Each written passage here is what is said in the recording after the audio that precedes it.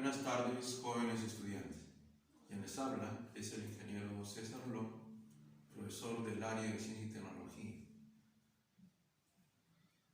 Hoy día, con las recomendaciones antes del caso de cuidarnos, de quedarnos en casa, de no salir y de estar atentos a la explicación para luego reforzar por la siguiente hora el tema, vamos a conversar sobre lo que son las propiedades de la materia. Cuando hablamos de la materia, estamos hablando de lo que recordamos en el colegio. Nos dijeron que era todo lo que existe en el espacio. Sin embargo, hoy día la connotación de materia es otra. Se dice que materia es toda realidad objetiva que existe en el espacio. Y se dice que es toda realidad objetiva porque hay otra realidad que se llama subjetiva. La realidad subjetiva es la realidad que solamente está en nuestra mente. Los sentimientos, los pensamientos, eso es realidad subjetiva. Cuando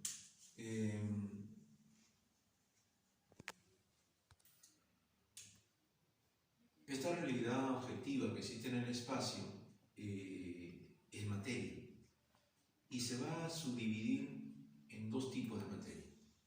Una materia llamada sustancial, que es la que comúnmente le llamamos cuerpo, y otra materia llamada no sustancial, que le llamamos energía. Esta materia no sustancial, la energía, es la que existe en el espacio como materia, en forma de ondas, en forma de luz, en forma de calor.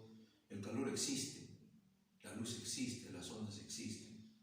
Y gracias a esas ondas tú me ves ahora por la plataforma. Y eso es energía y es materia. Pero hoy día vamos a conversar de esta materia cuerpo, de esta materia que es una conglomeración de partículas y átomos. El cuerpo está subdividido en dos tipos de cuerpo, en sustancias y en mezcla. Hablamos de sustancia y hablamos de mezcla porque estas se subdividen, cada una de ellas en sus diferentes tipos. La sustancia simple, como su nombre lo indica, es lo más elemental que se tiene. La sustancia simple es cada uno de los elementos químicos, como ustedes ven en la tabla periódica. Cada elemento químico que tú miras allí es lo más elemental que existe y se llama sustancia simple. La sustancia simple, por lo tanto, cuando hablamos de ella, estamos hablando de un elemento químico. Y si hablamos de elementos, cada uno de esos elementos es una sustancia que tiene un nombre y un símbolo. Por ejemplo, estamos hablando del potasio, el calcio, el sodio, el cloro, el fósforo. Y podríamos llenar la pizarra escribiendo símbolos de cada elemento. Cuando estamos hablando de la sustancia compuesta, estamos hablando de una combinación de elementos químicos. Es decir, los elementos casi no existen solos en la naturaleza. Los elementos se combinan entre ellos para formar sustancias. Por ejemplo, hay compuestos que son inorgánicos como el agua, el cloruro de sodio, pero también hay compuestos orgánicos como los hidratos de carbono. Uno de ellos, por ejemplo, es la glucosa, cuya fórmula química es C6H12O6. Esos son compuestos, tanto inorgánicos como orgánicos. Entonces recuerda que la sustancia puede ser simple si es un elemento, o es un compuesto si es una combinación de sus elementos. La mezcla puede ser de dos tipos también. Puede ser una mezcla homogénea y puede ser una mezcla heterogénea. Decimos que la mezcla es homogénea cuando ésta presenta una fase. Profesor, ¿y qué cosa es una fase? Una fase es una porción de materia la que las componentes no se diferencian una de otra. Por ejemplo, el aire es una mezcla homogénea. El aire está formada por una serie de gases, pero en esos gases yo no diferencio un gas del otro, ¿no? El nitrógeno, el oxígeno forman el gas llamado aire, pero cuando respiramos aire estamos respirando las dos sustancias al mismo tiempo. Otra mezcla homogénea, por ejemplo, es el acero, que está formado de hierro más carbono, ¿no? Otra mezcla homogénea, por ejemplo, son el bronce, el latón, entre otras, ¿no? Ahora, las mezclas heterogéneas se llaman así porque están formadas de más de una fase, ¿no? Más de una fase. Entonces, están formadas de varias fases. Ahora, dependiendo de las fases, estas mezclas heterogéneas pueden ser difásicas, trifásicas, tetrafásicas, etc. En una mezcla heterogénea, las fases están por separadas. Una no se puede mezclar, entre comillas, con la otra. Por ejemplo, si yo en un vaso de precipitado tengo un poco de aceite en el fondo y luego le vierto agua, al vertirle agua, el aceite sube hacia arriba y el agua se queda en la parte de abajo. Entonces, aquí el agua, el aceite, están formando una mezcla heterogénea, donde ustedes observan claramente que hay una diferencia de fases. El agua hace una fase, el aceite hace otra fase. Esta mezcla es una mezcla heterogénea porque es una mezcla donde las fases quedan totalmente diferenciadas una de la otra. Bueno, la materia se llama de agregación molecular a esta que se forma como cuerpo y se presenta en tres estados: en el estado sólido, en el estado líquido, en el estado gaseoso. Esos estados tienen una cierta características. Sin embargo, ahora les explico el cambio de estado entre una materia y la otra. Primero tenemos que darnos cuenta que para que haya un cambio de estado tiene que haber un aumento de temperatura. Si la temperatura aumenta, el sólido pasa a líquido, el líquido pasa a gas, y al contrario, si la temperatura disminuye, el gas pasa a líquido, el líquido pasa a sólido. Cada cambio de estado tiene un nombre en las ciencias. El sólido pasa a líquido y el cambio se llama fusión. El líquido pasa a gas y el cambio se llama vaporización. Al revés, ¿no? Cuando el gas pasa a líquido, el cambio se llama licuación. Y cuando el líquido pasa a sólido, el cambio se llama solidificación. A veces, en algunas oportunidades, hay sustancias que de sólido pasan directamente a gas porque el aumento de temperatura es muy brusco. Entonces, se dice así que cuando ese cambio sucede, el cambio se llama sublimación. Ahora, si la sublimación es al inversa, el gas pasa a sólido, justamente el proceso se llama sublimación inversa. ¿Hasta allí, jóvenes, están entendiendo?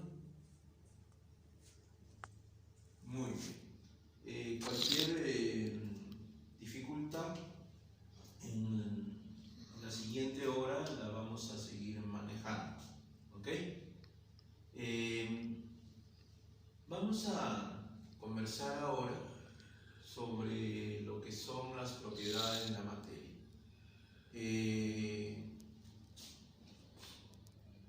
La materia tiene unas propiedades que va a depender del tipo de materia que ésta sea. Tenemos propiedades. Cuando estamos hablando de las propiedades de la materia, nos preguntaremos entonces, ¿qué cosas son propiedades? Estamos hablando de propiedades cuando estamos hablando de características que presenta la materia. Y esas características o son propias o son comunes para los tipos de materia, ¿no? Entonces, estas propiedades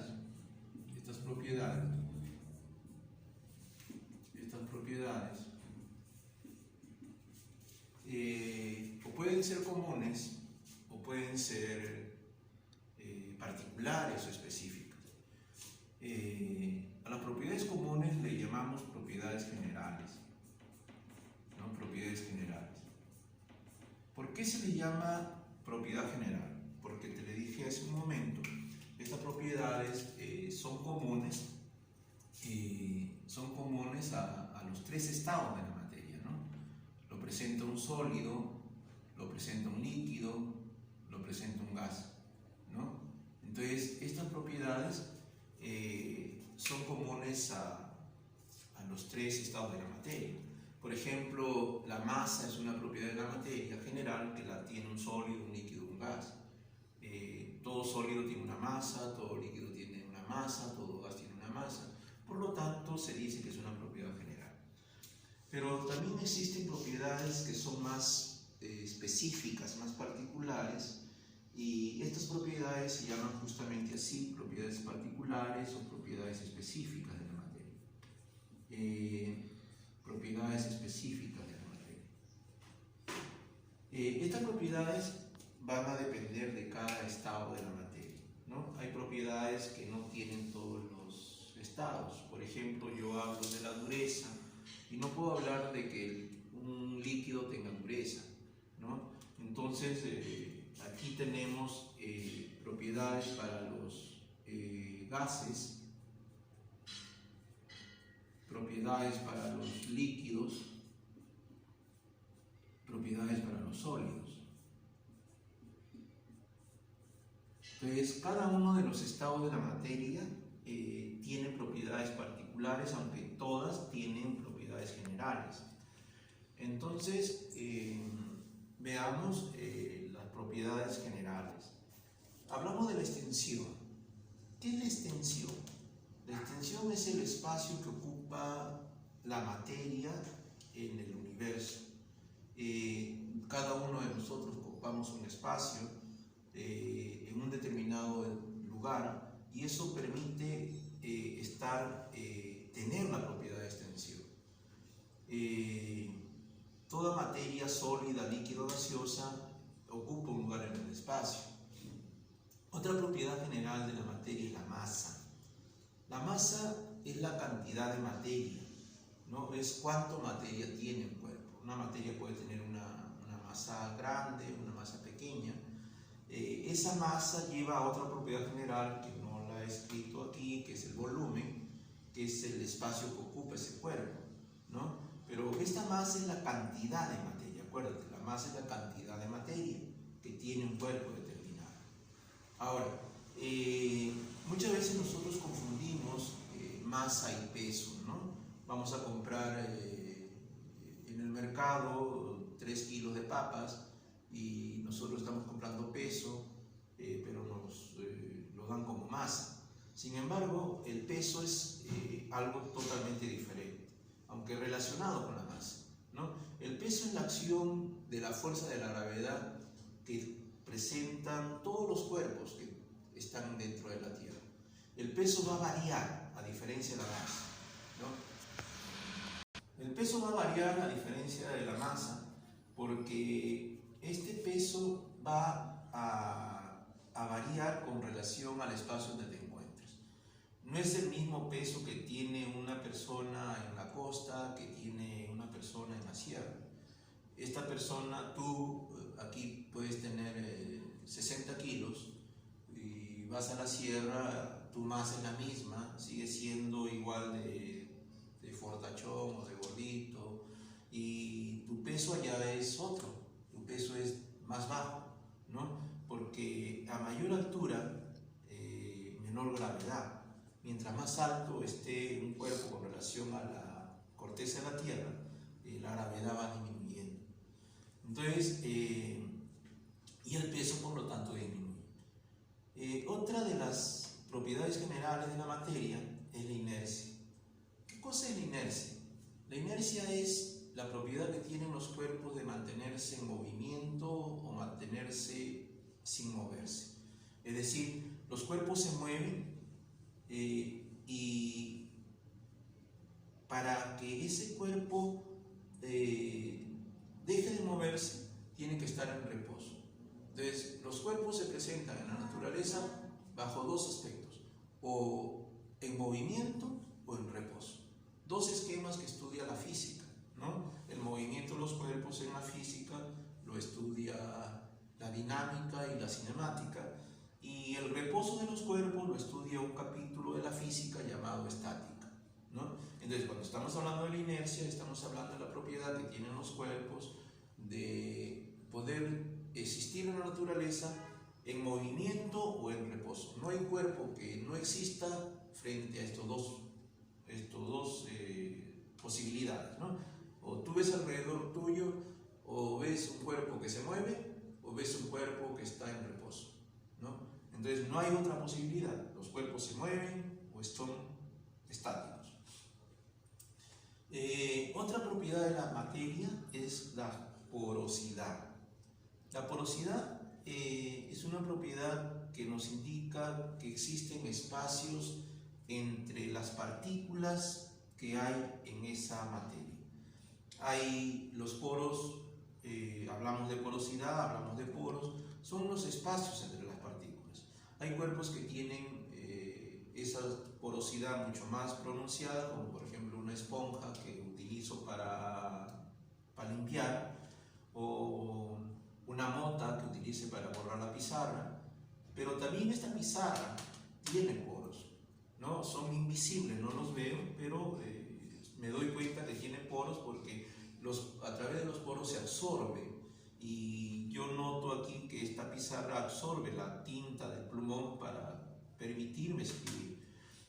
Entonces, la porosidad es el espacio que hay entre las partículas. La otra propiedad general de la materia es la divisibilidad, es decir, los cuerpos se dividen en partes cada vez más pequeñas. Es una propiedad que presentan los cuerpos, ¿no? Primero, un cuerpo, la materia se divide primero en cuerpo, lo que vemos por acá, ¿no? Los cuerpos se dividen en partículas, las partículas se dividen en moléculas, las moléculas se dividen en átomos. Hasta allí se conocía hasta hace un tiempo, pero ahora conocemos que dentro de estos átomos, todavía hay cuerpos más pequeños, todavía se puede dividir más pequeño la materia.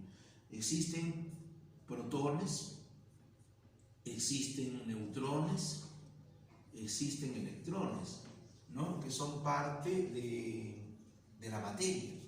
El átomo tiene un núcleo, llamado justamente así, núcleo atómico, y tiene un espacio alrededor de ese núcleo que se llama nube electrónica, donde están los electrones, ¿no? También no podemos dejar de hablar de la materia si es que no hablamos de la elasticidad. La elasticidad es una propiedad general de la materia que refiere a que toda la materia puede volver a su forma original después de haber sido cambiado a través de una fuerza.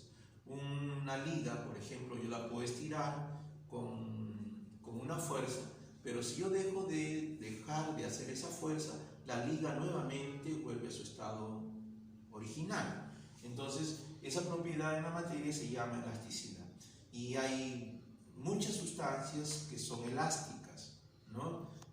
Sobre todo los sólidos, ¿no? Pero es una propiedad general. Otra de las propiedades generales de la materia es la impenetrabilidad. Cuando hablamos de la impenetrabilidad, estamos hablando que un cuerpo no puede ser ocupado por otro espacio que ocupa un cuerpo no lo puede ocupar otro en el mismo instante que el primero está ocupando. Entonces, esa propiedad se llama propiedad de impenetrabilidad. ¿Ok? Entonces, un cuerpo no puede ser ocupado por otro al mismo tiempo, propiedad de impenetrabilidad. Entonces, vamos haciendo una especie de resumen. En las propiedades generales se llaman así, ¿por qué? Porque son unas propiedades que están referidas, son comunes a los tres estados de la materia, ¿no? A los sólidos, a los líquidos y a los gases. Y entre ellas tenemos la extensión, la masa, el peso, la inercia, la elasticidad, la divisibilidad, la impenetrabilidad. Muy bien, jóvenes. Ahora veamos las propiedades particulares que también se llaman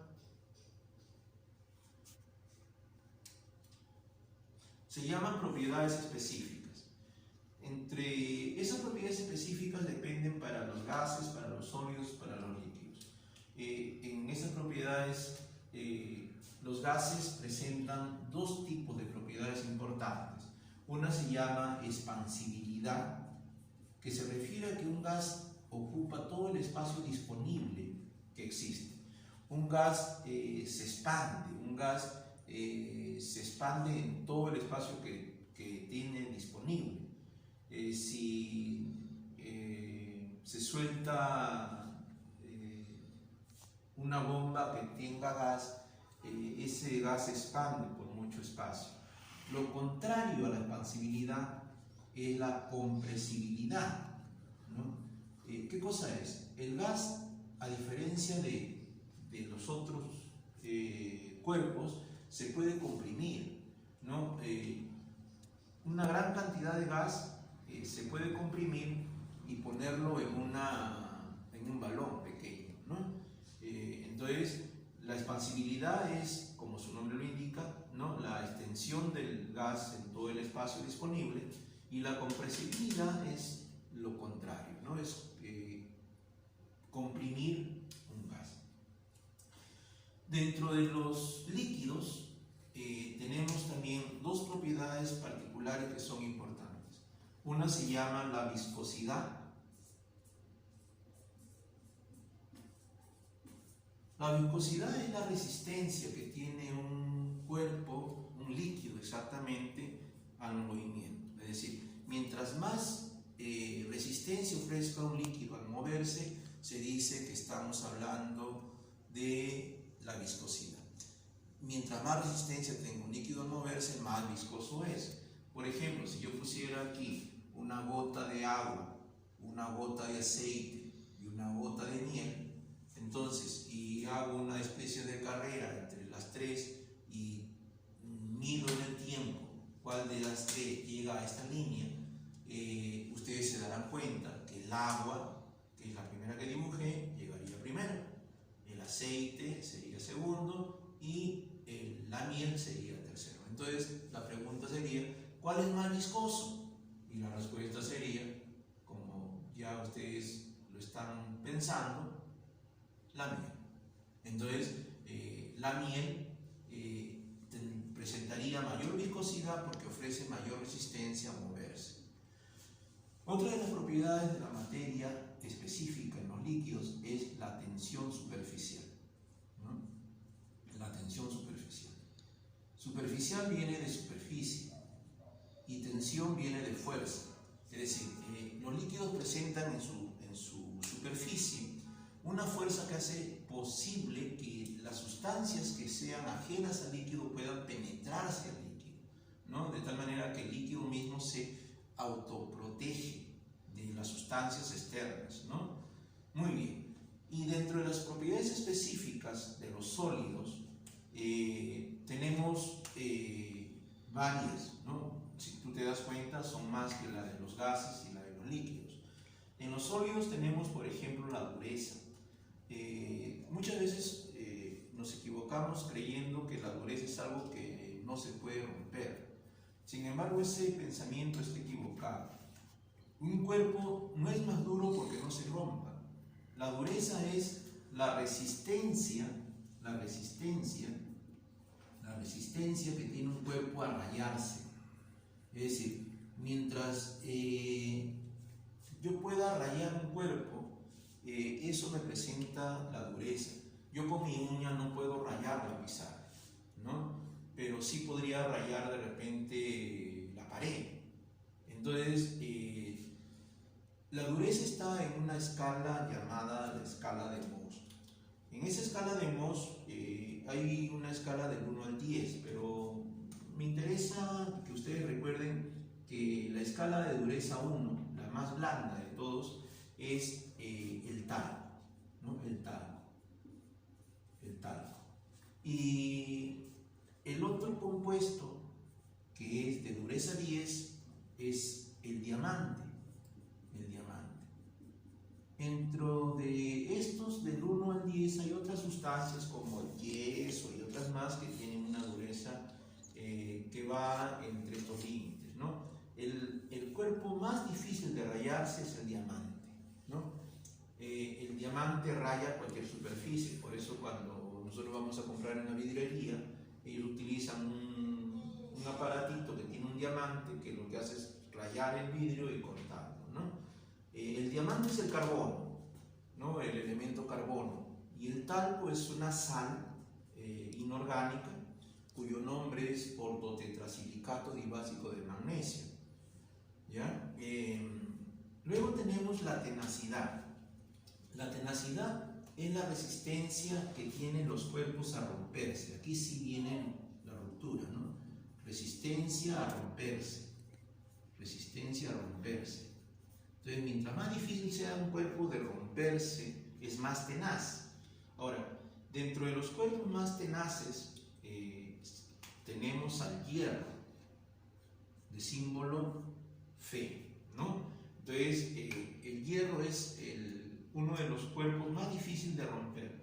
Tú puedes tomar un clavo pequeñito y por más que intentes romperlo, va a ser difícil, ¿no? Si es que no le vas a tener que utilizar una máquina para hacerlo.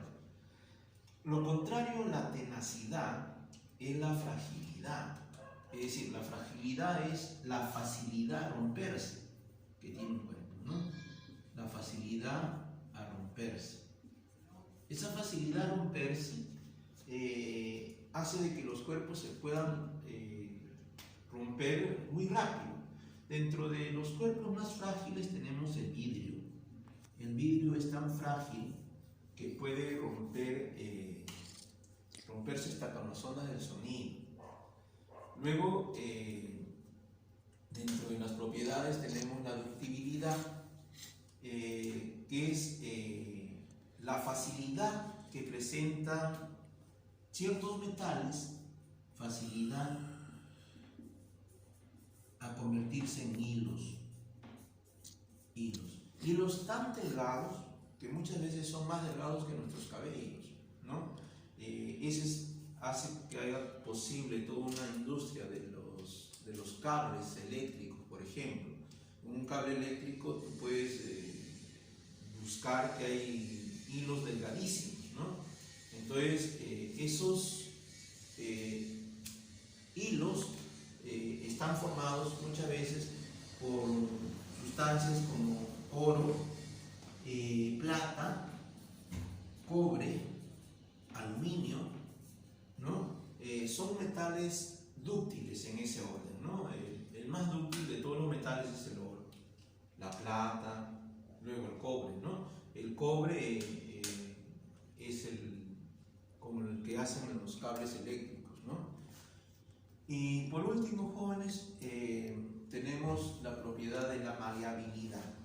La maleabilidad es la facilidad que tienen los cuerpos, la facilidad a convertirse en láminas. Entonces, pueden haber láminas tan delgadas como una hoja de papel. Esa posibilidad se da gracias a una propiedad llamada maleabilidad. Dentro de los elementos más maleables está nuevamente oro, es uno de los elementos más maleables, la plata, el cobre, ¿no? En ese orden. El sudario del Señor de los Milagros, por ejemplo, es una lámina de oro, ¿no? Y sus andas están cubiertas con láminas hechas de oro y plata. Aquí nosotros tenemos el Señor del Louvre, cuyas andas, donde llevamos cargado a nuestro patrón, están enchapadas en plata, es decir, son láminas de plata que se van poniendo sobre o sobreponiendo sobre la madera, ¿no? Entonces, si ustedes observan, ahí tenemos el esquema de las propiedades de la materia. Recuerda que hay generales y específicas. Las generales son comunes a los tres estados de la materia, las específicas son para cada estado de materia, ¿no? Y cada una de esas propiedades, cada estado tiene propiedades diferentes, ¿no? Que cada una es diferente a la otra. Entonces, jóvenes, hasta aquí la clase. He tenido el gusto de compartir esta tarde con ustedes. Luego del receso nos veremos para dar algunas dudas, algunos alcances sobre la clase explicada hoy día. Gracias y hasta luego.